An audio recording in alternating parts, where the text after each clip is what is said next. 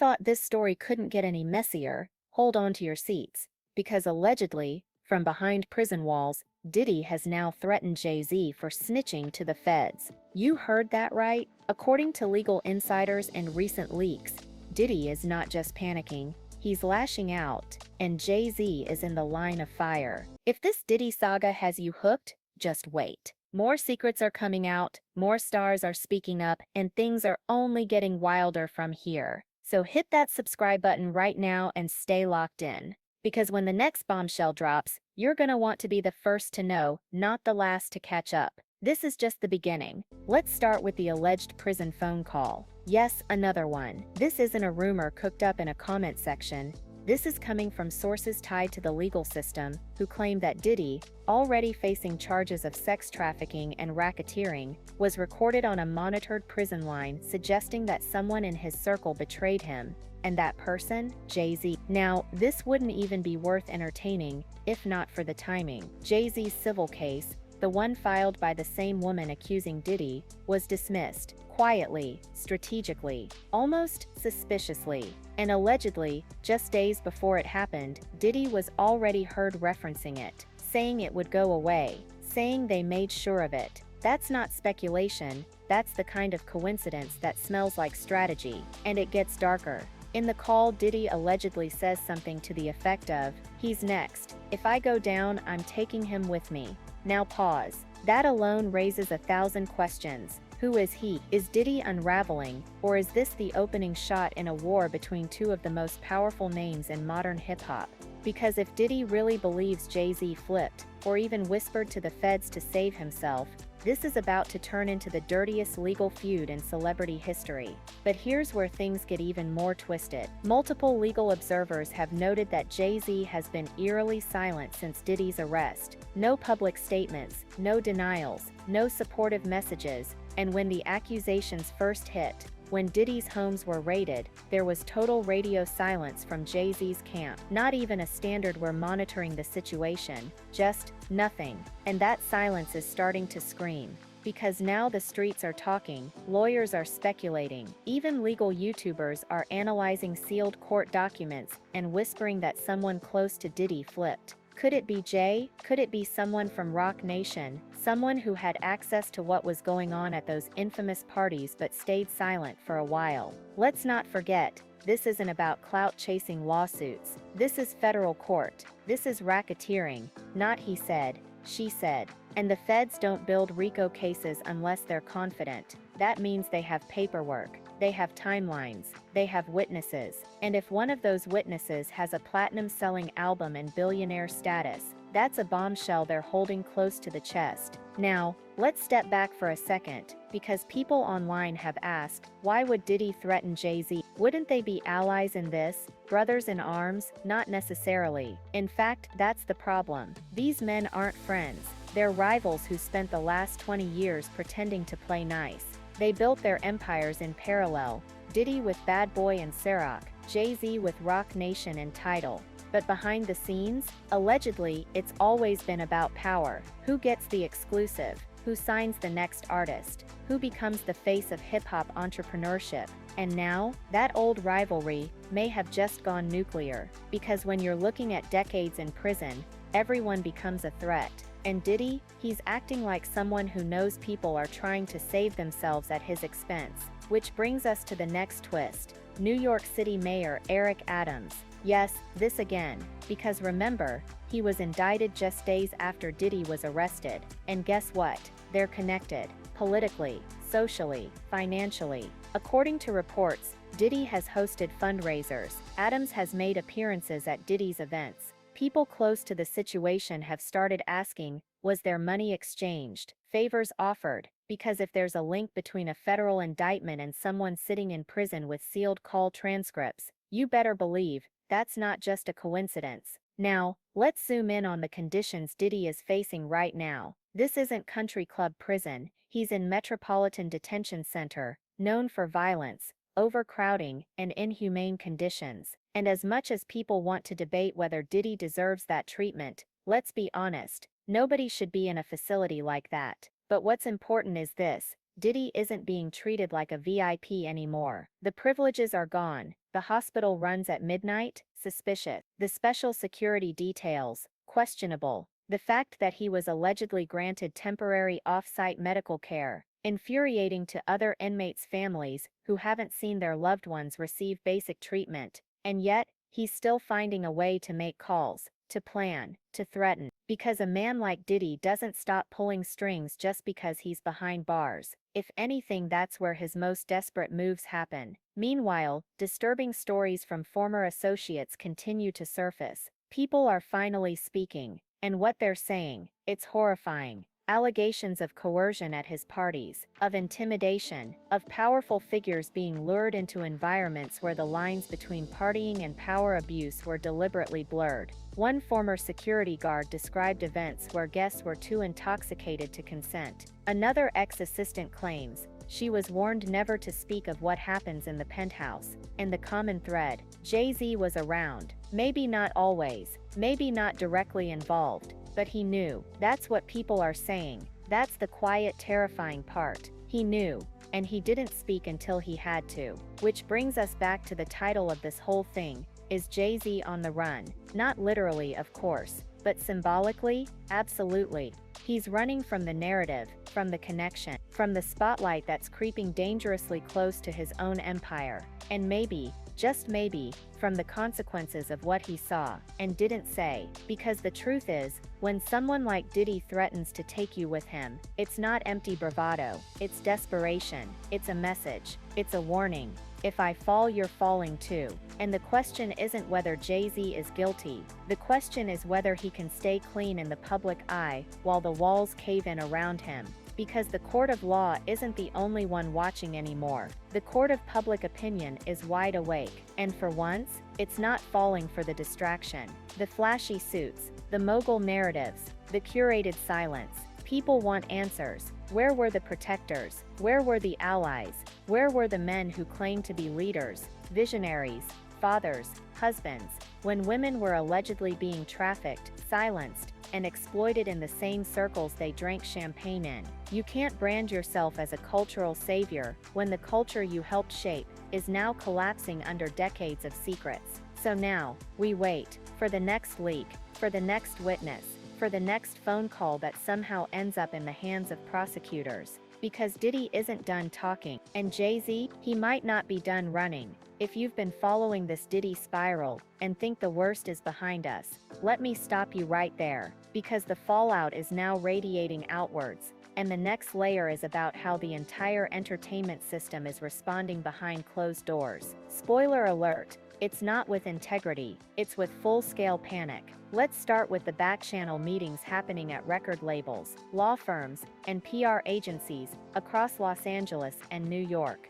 Everyone's holding emergency calls. Everyone's circling their wagons. You know why? Because this Diddy situation isn't contained to just Diddy anymore. He was too embedded, too central, too involved in too many deals, too many careers, too many secrets. Right now, executives are scrubbing contracts. A-list clients are asking their lawyers to pull anything that ties them to Bad Boy Combs Enterprises, or any charity events and mentorship programs hosted in private mansions. The audit isn't just financial, it's reputational. Who was seen at what party? Who had a business tie? Who went silent when it mattered? Because when the subpoenas start flying, no one wants to be the name that shows up unprepared. And let's talk about those subpoenas, because the government is going wide. Sources close to the case say the feds are not treating this as a narrow trafficking and racketeering prosecution anymore. This is now being structured as a long-term criminal enterprise, and that means they're casting a wide net. Think of it like a spider web. And right now, Jay-Z is smack in the middle of one of those threads. Even if he's not the target, even if he hasn't been charged with anything, his name is in the documents. His name has come up in the same courtroom where Diddy is facing potential life sentences. That alone is enough to destroy a career if mishandled. And this is where the PR machine kicks in, quietly, but aggressively. Jay-Z's team is running one of the most strategic silence campaigns in recent memory. No statements, no denials, no innocent until proven guilty sound bites. They're doing the only thing that works in situations like this: say nothing and hope the storm skips you. But that's not working this time. Why? Because the internet is connecting the dots faster than any lawyer can scrub them. Every photo, every red carpet moment, every cosign, every deal. The Rock Nation family imagery that's been used for years to create this illusion of untouchable brotherhood. It's now being dissected frame by frame, and the timing couldn't be worse. The public isn't in the mood for image manipulation anymore. We're living in an era where fake apologies, damage control interviews, and choreographed reinvention arcs are no longer effective. If people even smell a cover-up, you're done. And right now, the public smells something foul. But while Jay-Z is retreating, others may be forced forward. Let's talk about the possibility of celebrity witnesses, because now that Diddy has allegedly threatened Jay-Z from behind bars, legal analysts are suggesting prosecutors might do what's never been done before: subpoena a high-ranking peer. That's right, if they can prove that Jay-Z knew something material to the case and didn't act, or was even indirectly aware of efforts to intimidate witnesses, they could force him to testify. No one is above a subpoena, not even a billionaire. And if that happens, this goes from high-profile trial to constitutional showdown. Imagine Jay-Z taking the stand. Imagine the media circus. Imagine the narrative shift. That's not just about Diddy anymore. That's about the culture of silence in hip-hop, celebrity, and black excellence. That's about what we protect, and why. Now, pivot to something darker: the role of fear. Several former insiders have reportedly been approached to testify against Diddy, but many are terrified. And not because they're worried about being wrong, but because they believe retaliation is still possible. Even with Diddy behind bars, even now, this man for decades created an atmosphere of control. His parties, monitored. His homes, rumored to be under constant surveillance. His staff, allegedly bound by NDAs so severe, they couldn't even discuss what they'd signed. This wasn't just business. This was power through paranoia. So even now, with the king seemingly dethroned, the culture of fear remains. And it's stopping some very key voices from coming forward. And this is where the DOJ may have an ace card: witness protection. It's rare in celebrity cases, but not unheard of. When the stakes are this high, when people feel their careers, safety, or families are at risk, the government has one job: protect the truth tellers. And if they're smart, they're already moving a few players off the board quietly. Because let's not forget, some of these witnesses could expose everything. Not just Diddy, not just Jay-Z, the entire machine. Who supplied the drugs? Who knew about the coercion? Who profited from the silence? Who cleaned it all up after? That's the real reason people are nervous. Not because Diddy's charged, but because what happens if he starts talking? He's facing decades. He has nothing to lose. He's already allegedly making threats from prison. What happens when he realizes silence doesn't protect him anymore? Because a man like Diddy doesn't go down alone. Now let's talk about the press. Because while traditional outlets are doing the usual soft shoe reporting, calling this a celebrity controversy or legal troubles, independent platforms are digging deeper. Reddit threads, TikTok exposés, YouTube breakdowns. This is where the real reporting is happening. And that matters, because for the first time the public controls the narrative more than the legacy media does.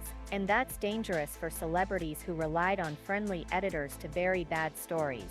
So when people say Jay-Z's on the run, they don't mean literally. They mean he's dodging the truth, the cameras, and the accountability. And if he doesn't handle this carefully, the court of public opinion may convict him faster than the federal system ever could. Let's also address the backlash. Many viewers are now demanding that this case be treated with the seriousness it deserves. Comments like "What about the kids still being trafficked?" and "Stop with the distractions, focus on the victims," reflect a shift. People aren't here for punchlines anymore. They want clarity. They want justice. They want truth. Because this case touches on some of the darkest corners of the entertainment industry: consent, abuse, control, and silence. And every single one of those things affects real people. So no, this isn't about who wore what, or who looks ridiculous. This is about a culture of protection, and the slow, painful process of watching it finally come undone. We are witnessing something rare: the implosion of not just a man, but a myth. The myth of the unbreakable mogul. The myth of clean success. The myth that power and righteousness can coexist unchecked. Because behind every empire is a blueprint. And when you follow Diddy's blueprint all the way through, it leads to something more sinister than champagne and studio time. It leads to manipulation, to control, to survivors still waiting for their stories to be heard. And that's why this moment matters. So here's the question: what happens next? Will Jay-Z stay silent forever? Will Diddy keep threatening names until the walls fully cave in? And when the next celebrity gets pulled in, will they finally talk or double down on denial? We're watching history crack in real time, and whether the industry likes it or not, there's no going back. This is no longer about who gets canceled. This is about who survives the truth. At this point, it's no longer a question of whether Diddy and Jay-Z are connected in this legal mess. It's a matter of how deep the ties go, and who else has been working overtime to keep them protected. Because here's what no one's really saying out loud: yet these men didn't just build music careers, they built systems. Systems of influence, systems of immunity, systems that were so powerful they became invisible. And now, with Diddy locked down and reportedly pointing fingers from the inside, that invisible system is being dragged into the light. Let's talk about handlers. In Hollywood and the music industry, handlers are the fixers, the people whose name you never hear, but whose fingerprints are on every cover-up, every quick settlement, every last-minute PR maneuver. And according to multiple insiders, Diddy had a team of them. We're talking about former FBI agents turned consultants, ex-cops running private security, high-powered lawyers embedded in music distribution firms. These weren't assistants fetching coffee, these were operatives, and allegedly their job was to keep his world airtight. A messy breakup, settled in hours, a lawsuit threat, handled before it hit the internet, a scandal, spun, scrubbed, buried. Now that Diddy's incarcerated and those handlers are either gone, subpoenaed, or flipping, the whole mechanism is failing, and the silence is collapsing with it. This brings us to a dangerous but very real industry practice: power laundering. Here's how it works. You take your influence, your reputation, and your Rolodex, and you quietly embed yourself in legitimate businesses, investment firms, foundations, tech startups. You wash the power through clean ventures.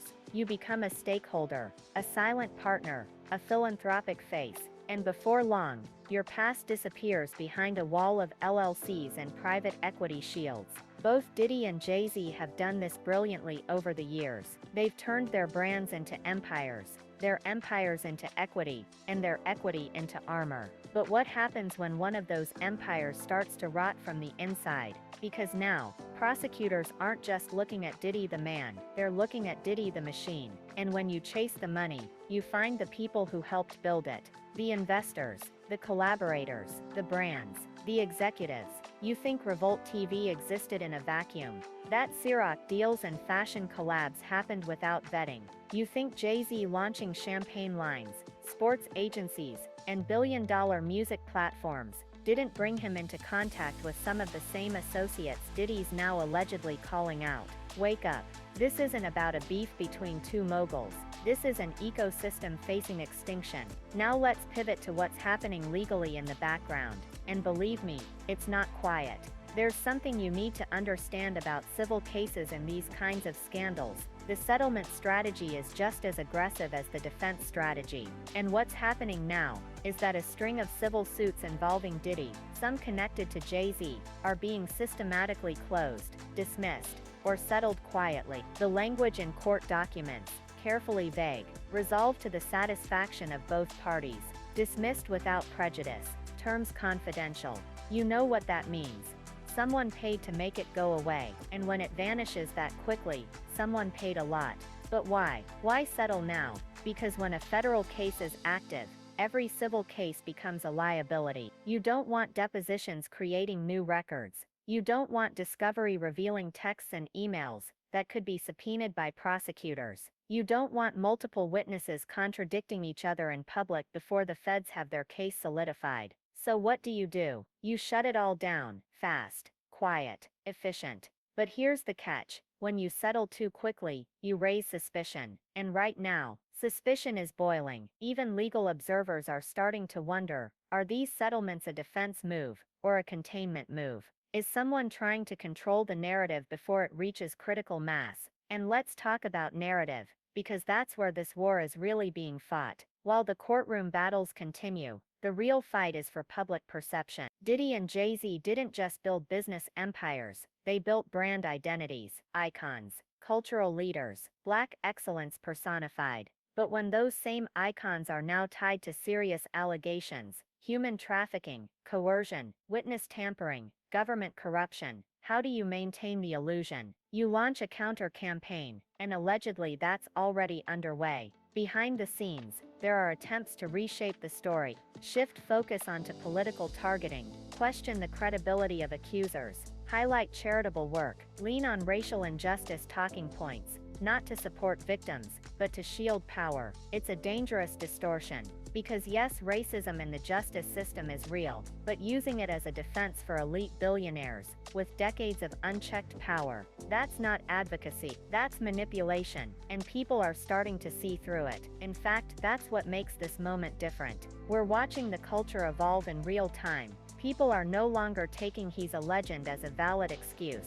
They want transparency. They want accountability. They're not just asking "what did Diddy do?" They're asking "who knew? And why didn't they say something?" Which brings us right back to Jay-Z. If Diddy really did threaten him from prison, the implications are chilling. Either Jay-Z knows something and Diddy is panicking because he might talk, or Diddy believes Jay-Z is the one who already did. Either way, there's no more room for neutrality. Not in public, not in court, not in culture. You don't get to stand at the center of black business, black music, black success, and then disappear into the shadows. The second people ask, were you part of the problem? This is the price of visibility. You built a kingdom on being seen. Now, you will be seen. So what's next? Here's what we're watching closely. Will prosecutors expand the investigation to include collaborators and corporate partners? Will Jay-Z finally break his silence, or be forced to speak publicly, or in court? Will more insiders come forward with corroborating stories, knowing the floodgates have cracked open? And most importantly, will the public stay loud enough to hold the system accountable? Because this isn't just about Diddy. This is about what's been allowed, what's been protected, what's been covered. This is a reckoning, and not just for one man, but for an entire era. Drop your thoughts in the comments. No filters, no fear. Do you think Jay-Z's hands are clean, or is he just better at hiding the dirt? Will this scandal finally force the music industry to clean house, or will it find a new scapegoat and carry on? And if you want every leak, every update, and every uncomfortable truth as it comes out, subscribe right now, because this story, it's far from over, and the silent, it's cracking. If you're wondering just how far this mess could reach, try globally. Because what most people don't realize is that Diddy and Jay-Z aren't just American celebrities. They're global brands with multinational business entanglement. And now that legal chaos is boiling over into public view, there are whispers that international partnerships are quietly pulling out. Brands in Europe and Asia, liquor, fashion, fintech, are reportedly re-evaluating contracts, not because of confirmed guilt, but because of the contagion effect. No major global brand wants to be in a headline next to witness tampering or sex trafficking, especially not in markets with stricter corporate ethics boards. A single photo, a single video clip from a sponsored campaign can ignite consumer backlash in seconds. According to insiders, at least one luxury fashion house has already paused all visibility on a deal involving a legacy hip-hop figure closely tied to Diddy. And while they didn't name names, it doesn't take a genius to guess where the PR fires are burning. This is where business and brands start bleeding into criminal exposure. The damage isn't limited to criminal charges. It's about collapsing influence. It's about investors quietly withdrawing. It's about once bulletproof reputations becoming liability. And here's where things take a turn: the legal teams themselves. People are watching their movements very closely. Why? Because lawyers don't just represent people, they telegraph strategy. Multiple observers have pointed out that some of the same law firms once employed by Diddy and Jay-Z have started restructuring their public rosters. Senior partners stepping away from certain clients, offices rebranding. That's not coincidence. That's legal distancing. When the storm gets too close, the lawyers start leaving the room, not because they don't believe in their client, but because they don't want their names next to what's coming next. In fact, one of the strangest moments in this entire unraveling was when a prominent entertainment law partner abruptly resigned from an unnamed high-profile case just hours after the initial audio leak involving Diddy's alleged witness call. You don't do that unless you've seen what's in the sealed files, and you don't want any part of it. Now let's pivot to something far more chilling. The possibility that this entire thing has been under silent federal surveillance for far longer than anyone knows.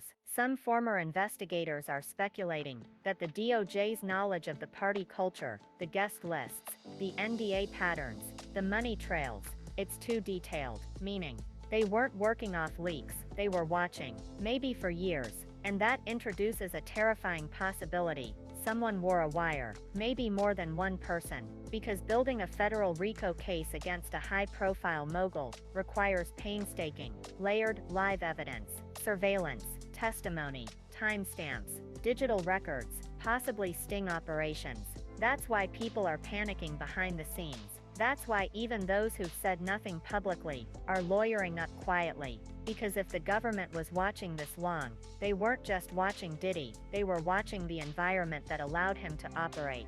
You want to talk about fear? Here's where it lives, not in prison, in the inboxes of publicists who know the feds might already have the email chains. Let's now talk about media hypocrisy, because as this case gets more serious, and more voices start coming forward, some of the same outlets that celebrated these men's empires for decades are now awkwardly sidestepping the topic, and people are noticing. Where was this energy when the rumors first emerged? Where were the front-page exposés when survivors tried to speak out? Why is the most honest reporting on this entire saga coming from independent creators, citizen journalists, and TikTok sleuths? Why is a case involving trafficking, celebrity coercion, and alleged government corruption being treated like a footnote in major newsrooms? We saw the outrage for Weinstein, for Epstein, for Russell Brand, but when the accused is someone like Diddy, someone embedded in culture, music, media, politics, and black excellence branding, the press hesitates, and it's that hesitation that's part of the problem. Because when you elevate people as untouchable cultural icons, you build them in armor no victim can penetrate. Even now in 2025, that armor still holds for some. And that brings us to luxury culture, the unsaid engine behind all of this. For years, Diddy was a symbol of elite excess, private jets, exotic villas, opulence on Instagram. Jay-Z? Same story. And while that may seem harmless, just wealth doing what wealth does, it created a gravitational pull. People wanted to be close to power, to proximity, to visibility, to approval. And in that gravitational pull, a lot of bad things got hidden. Because you don't question the man who can change your life with a handshake. You don't push back on the person who owns the room you want access to. You don't risk being blacklisted when you're still trying to break in. This is how celebrity power protects abuse. Through silence, through fear, through the fantasy that wealth equals wisdom, and excess equals success. But now that illusion is breaking, and here's the most important part. Younger artists are watching. They're seeing how fast the machine turns on its icons, how quickly loyalty disappears when subpoenas arrive, and that's going to have consequences. Because this isn't just about reckoning with the past, it's about reimagining the future. How do we stop rewarding charisma without character? How do we build an industry where power isn't synonymous with silence? That's the cultural shift this trial is quietly setting in motion. The fall of Diddy isn't just about one man, it's about what we allowed while he rose. And the threat he allegedly made toward Jay-Z, that wasn't just anger, that was warning, a signal. You think I'm the only one? So here we are, on the brink of whatever comes next. The next leak, the next witness, the next brand statement that tries too hard to stay neutral. Whatever happens next, it's going to change more than reputation. It's going to change the rules. And if you want to be here when the next shoe drops, subscribe. Because the game isn't just changing, it's collapsing, and we're not looking away.